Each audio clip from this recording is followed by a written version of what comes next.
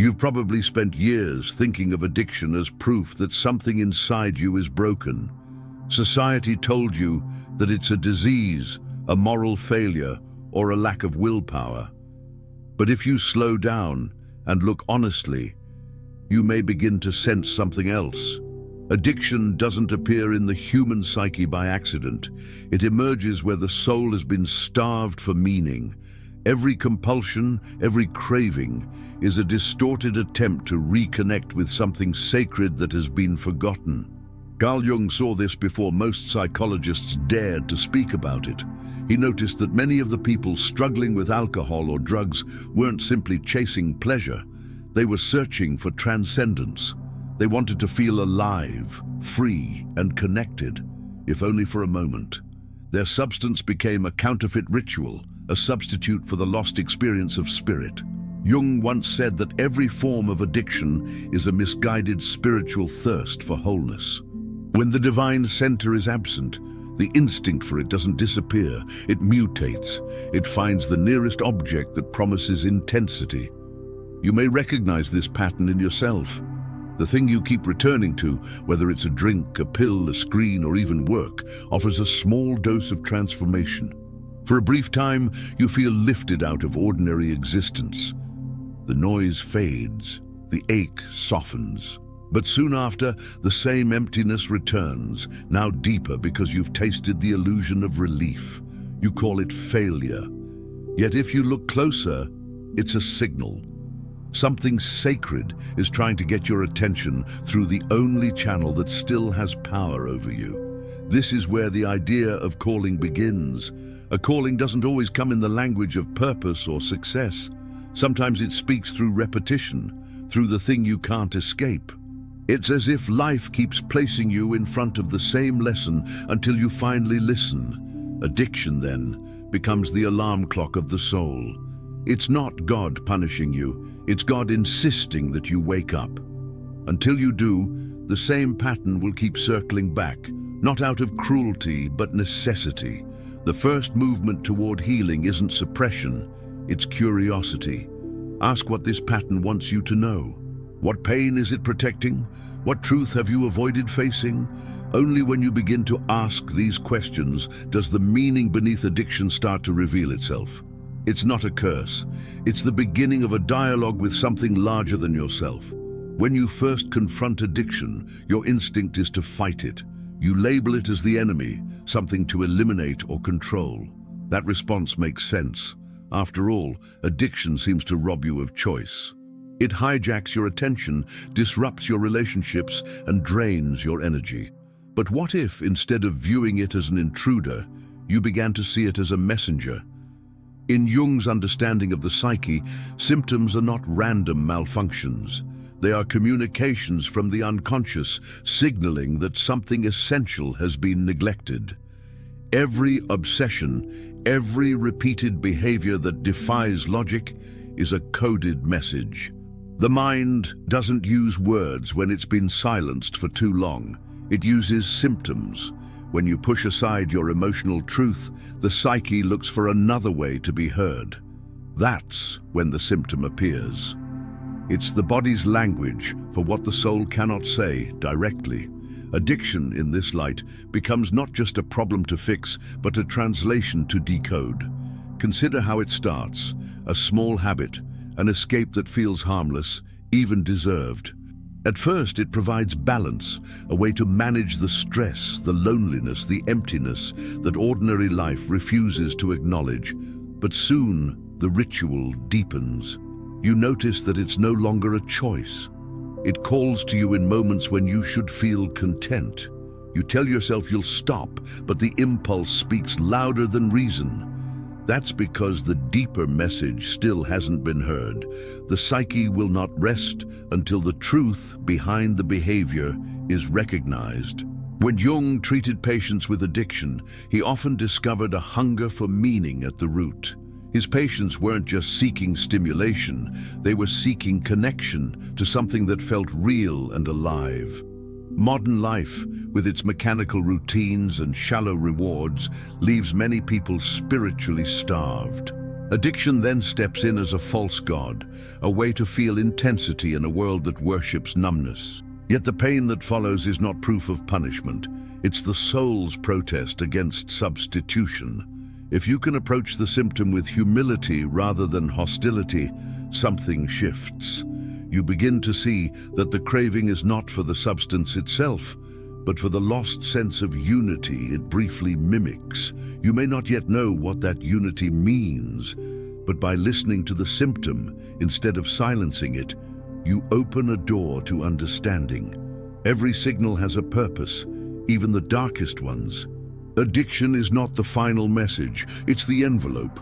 What lies inside is the truth of what you've been missing. There comes a point when you can no longer pretend that the addiction is just a bad habit.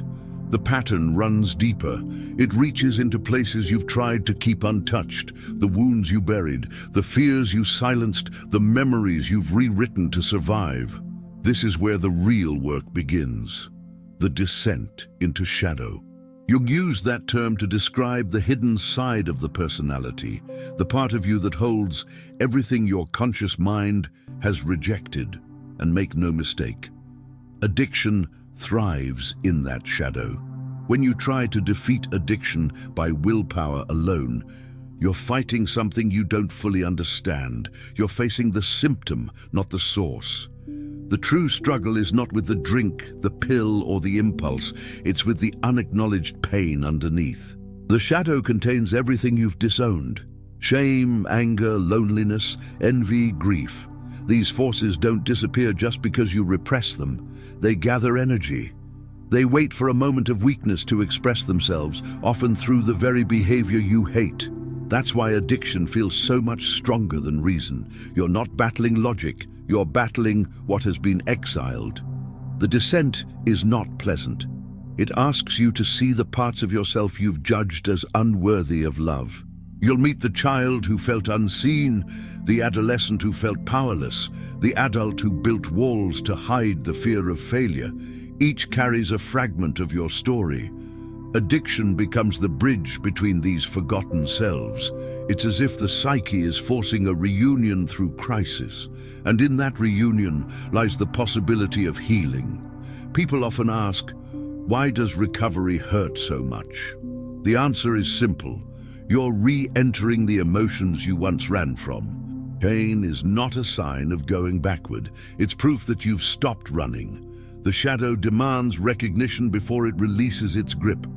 When you name the hidden grief, the craving begins to lose its hold. The act of seeing transforms it. This descent isn't a punishment, it's an initiation. Every myth, every sacred story speaks of a journey into darkness before rebirth.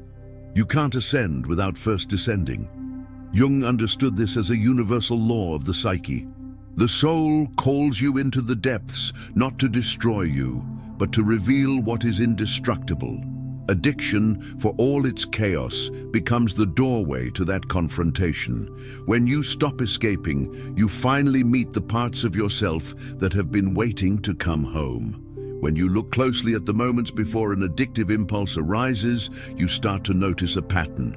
There's always a feeling that comes first: restlessness, emptiness, or a quiet ache you can't name. The craving doesn't emerge out of nowhere. It's the psyche's way of translating a deeper message into the language of desire. That's why it feels so urgent. Something within you is asking to be heard, and you keep answering it with the wrong response. Addiction gives you the illusion of control over that inner noise. It offers a temporary escape from uncertainty, from vulnerability, from silence itself. But silence is precisely where the truth lives. Beneath every craving is a voice that has been ignored for too long. It's not shouting, it's whispering. It says, "I'm still here, please listen." This is the voice of the soul, the same part of you that remembers who you were before fear began shaping your choices.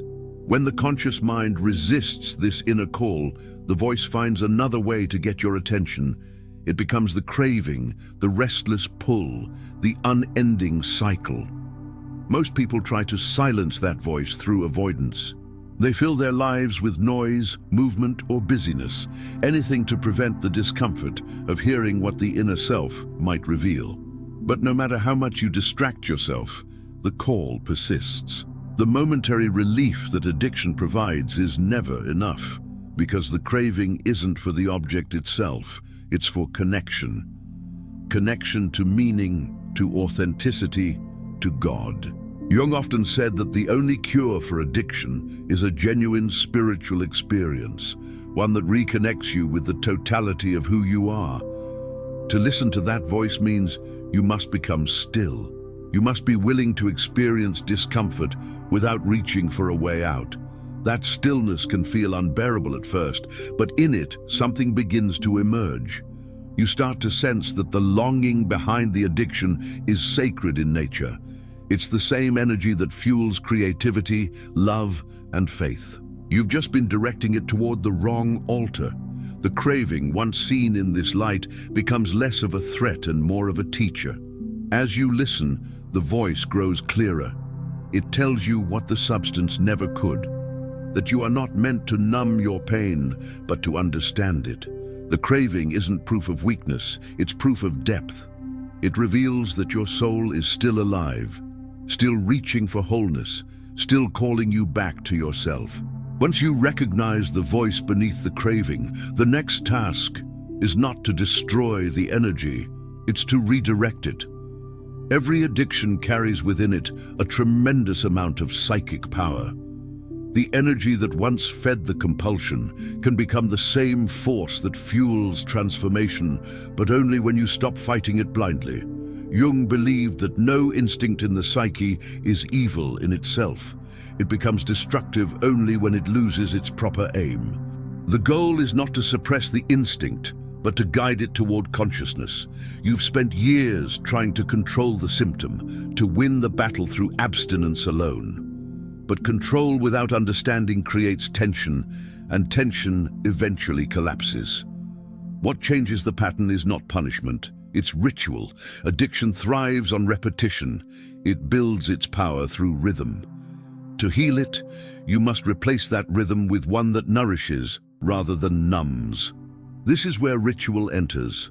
Small, deliberate acts that bring the sacred back into daily life. For example, the same urge that once drove you to drink could become the impulse that brings you to stillness. When the craving arises, you pause, breathe, and engage the body instead of escaping it. Light a candle. Write down what you feel before you move. Go for a walk, not to distract yourself, but to feel the ground again. The ritual doesn't have to be dramatic. It has to be conscious. By responding differently each time, you begin to repattern the neural and spiritual pathways that addiction once ruled. Over time, you start to sense that the energy behind the craving is creative at its core. It's the life force that wants expression, not confinement. Many who recover deeply often find themselves drawn to art, prayer, service, or learning. Activities that channel the same intensity into meaning. The act of turning pain into creation becomes a modern form of alchemy. Jung called this transformation of libido, where instinctive energy becomes spiritual energy. This process requires patience. The old pattern will tempt you to return. The new one takes time to root. Each conscious act, however small, weakens the old pathway and strengthens the new. What once felt like chaos slowly becomes coherence. The ritual teaches the body and psyche that fulfillment doesn't come from escape, but from participation. You begin to live not against your energy, but with it. In time, you'll see that the addiction was never the enemy. It was raw, unshaped energy asking to be sanctified through awareness. What once enslaved you becomes the very source of your freedom. Spiritual insight means little if it can't survive the rhythm of ordinary life. Many people experience moments of awakening, periods of clarity when the craving quiets, the purpose feels clear, and the path seems steady. But then the familiar pressures return. Deadlines, family conflict, the 1,000 small disappointments that make up a human day. The challenge is not reaching enlightenment in isolation. It's learning how to stay awake while washing the dishes, paying the bills, or sitting in traffic. Jung often said that individuation, the process of becoming whole, isn't a mystical escape from life, but a deeper participation in it. After all the reflection and shadow work, the task is to return to the world carrying what you've learned. That means bringing awareness into habits, relationships, and responsibilities. The same energy that once drove addiction must now be woven into a conscious way of living. This is integration, no longer dividing your life into spiritual and mundane, but allowing every moment to become part of your development. In practice, this integration begins with honesty. You notice your tendencies without condemnation. You learn to say, "I'm getting restless," or "I'm avoiding something," before the craving takes over. That simple act of naming interrupts the unconscious cycle. From there, you make small, practical choices that honor what you've discovered. Resting when you're exhausted instead of escaping, reaching out to someone instead of isolating, creating something instead of consuming. These gestures may seem trivial, but they're the building blocks of a new identity, one grounded in awareness rather than reaction. You'll also realize that solitude and connection must balance each other. Addiction often isolates, convincing you that no one could understand. Healing requires both self-reflection and genuine relationship. Share your truth with others who are capable of listening, not to seek validation, but to witness your own humanity. Jung observed that the psyche heals in relationship. The parts of you that were rejected learn belonging through another's presence. Integration is not perfection. You will still stumble. The difference is that now each fall becomes information, not failure. You begin to live with a quiet humility, knowing that transformation is not a single event, but a continuous dialogue with the self. Ordinary moments become sacred because they test and refine your awareness. As you integrate, you stop seeing life as divided between darkness and light. You understand that both are necessary.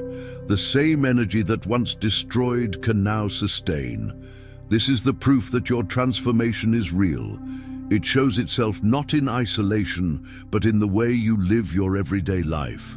When you reach this point, something subtle but profound has changed. The addiction that once defined you no longer holds the same power. It hasn't vanished. It's been integrated, transformed into understanding. You begin to see that what once felt like punishment was, in truth, preparation. The very thing that brought you to despair has become the path that led you to meaning. Jung often said that people don't become enlightened by imagining figures of light, but by making the darkness conscious.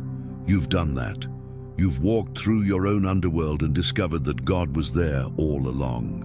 You now understand that the craving was never just about the substance, the rush, or the escape.